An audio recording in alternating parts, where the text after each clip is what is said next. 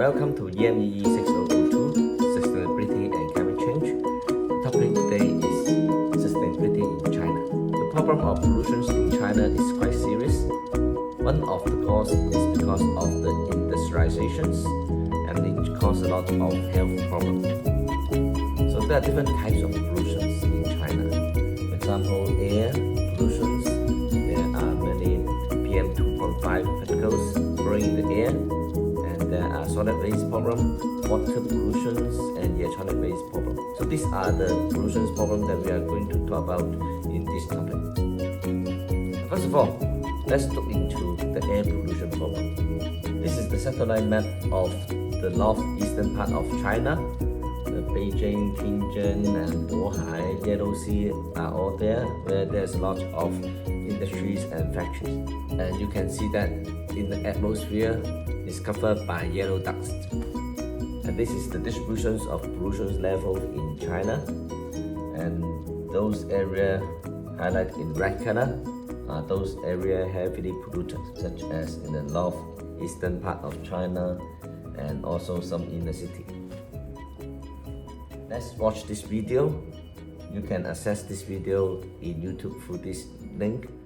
And let's see the news report, which indicate how serious is the air pollution in China. Where to start? With the melting glaciers of Mount Everest? Or this village in Shaanxi province that survives on trucked-in water because underground explosions for coal mining have drained the lakes and wells? The coal keeps electric plants humming, but the mining generates pollution that has left farm fields toxic. Nothing can grow here anymore, says farmer Wei Yao.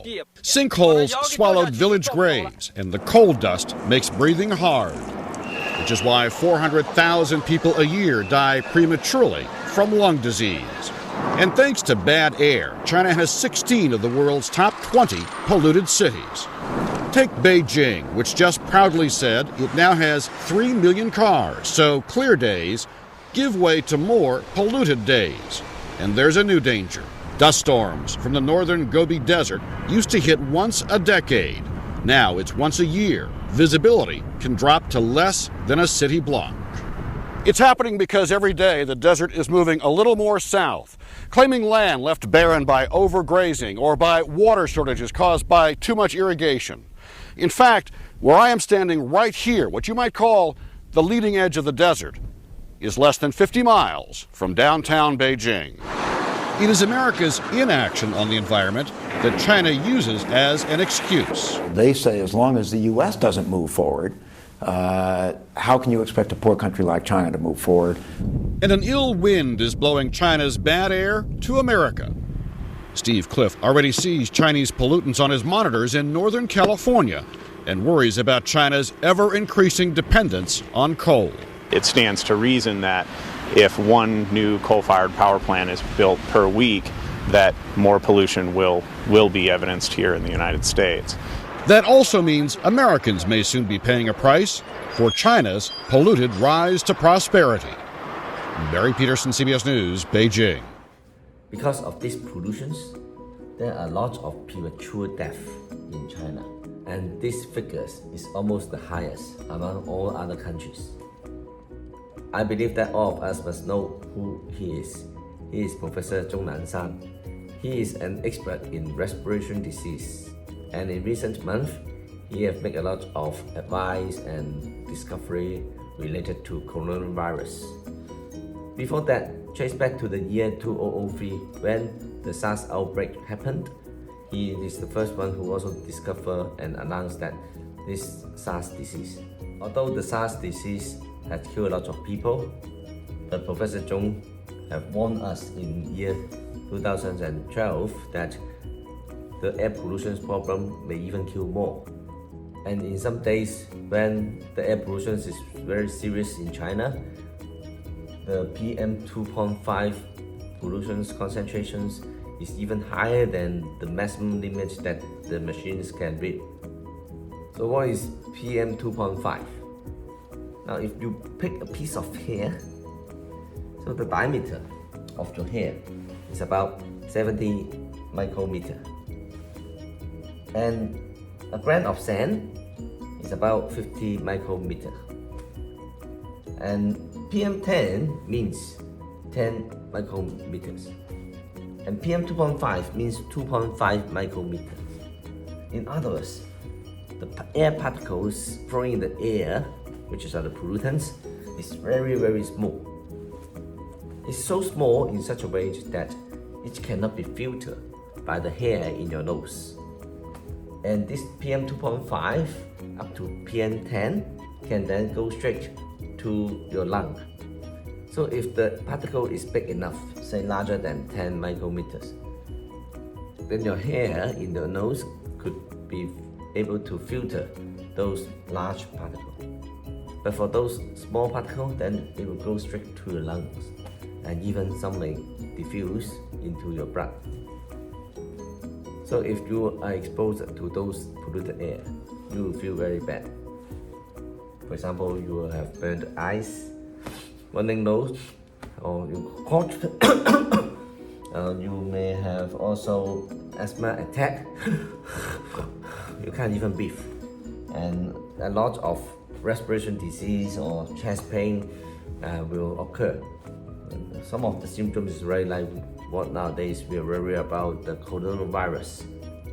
But by the way, where does this pollution come from? Many of you must answer me that from the vehicle, right? Or from the industry. Remember, these are the very tiny particles that come from the vehicle. And let me ask you a question. What are the emissions come from the combustion engine? I give you 3 seconds to answer. 1, 2, 3. Well, some of you may give an answer like water vapor, carbon dioxide, NO2, SO2, which are the result of the combustion of gasoline. But these are gases only. Then how come we have so many small particles, PM2.5? This is because although the car emits gases like NO2, carbon dioxide, but this type of gases will also react with other gases in the presence of sunlight. So sunlight will be a catalyst that will trigger a photochemical effect that after a series of reactions. So after this photochemical effect, so NO become NO2, NO3, and then finally N2O5, nitric oxides. So this oxide is some small particle flowing in the air. So this is the chemical reactions that the car emissions NO react with NO2 and also oxygens and ozone, and then finally turn into the PM2.5. Don't worry, you don't need to remember the chemical process because you are not studying the chemical engineering. But what you need to understand is that because of this photochemical effect, so under the presence of sunlight, very often the air pollution is even worse.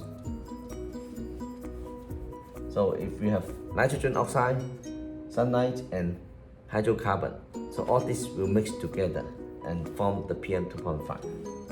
And the final substance are solid. There's very small solid particle flowing in the air. And when you inhale this type of small particle, then it may cause lung disease. And this chart shows the concentration distributions of the off state throughout the day. Let's start in the early morning when we are still sleeping, no economic activities, and no buses. So the concentration is still quite low.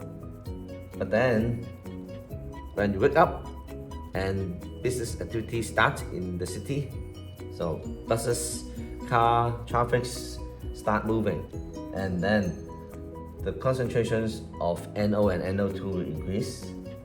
And then in the afternoon, due to the photochemical effect, NO2 will mix with ozone and oxygen to form oxide. So the concentration of oxide will be very likely the highest in the afternoon. And then after the office hour, after 6 o'clock, the economic activities die down, and then the pollutions will also reduce.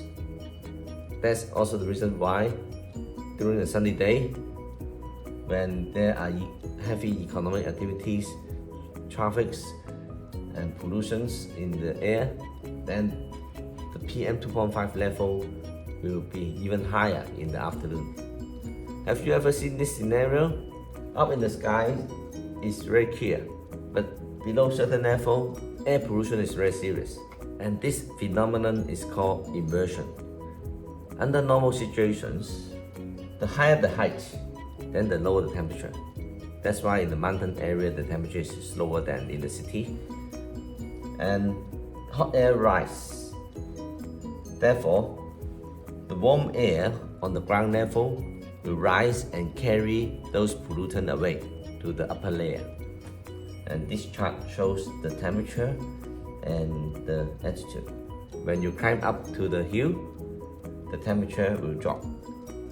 But under the immersion situations, when you climb up from the ground level, the temperature drops at the beginning, but then rise again, and then drop again afterwards. So there is a layer of warm air cover the city. So below this layer of warm air, the air in the ground level are cool, and above this warm air is cooler. So cool air will sink, and therefore the pollutants emitted in the city could not be carried away to the upper atmosphere by the warm air, because the air above this city is even warmer. So warm air will rise and cool air will sink. So this layer of polluted cool air will continue to sink and trap in this area. It will be even worse if the geographic positions of these cities is located in a valley. Then the polluted air cannot rise and be removed, and there's no way to escape. So the polluted air will be trapped in this valley. So this situation will occur when the warmer and less dense area move over a cooler and denser air mass. And these situations is often happen during the winter, when the angle of the sun is very low in the sky. Okay? In other words, like those areas in the upper northern hemisphere, for example in London or Beijing, where they are far away from the equator. Or in the polar region, in winter in particular, these types of immersions occur quite often. So, under normal situations, hot air rise and the pollutant can be carried away.